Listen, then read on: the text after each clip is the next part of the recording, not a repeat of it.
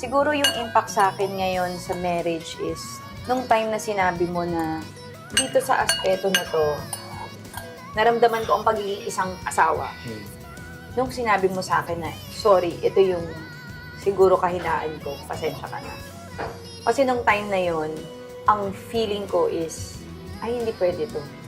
Mali itong ginawa niya. Bigyan to dapat ng parusa or bigyan ng consequence or whatever. Kailangan maramdaman niya yun. Di ako pabor sa nangyari.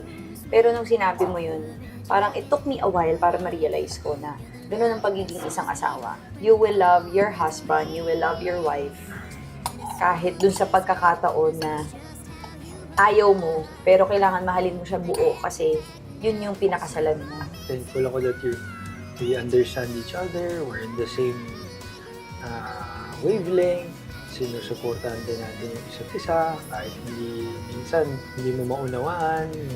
Thankful ako,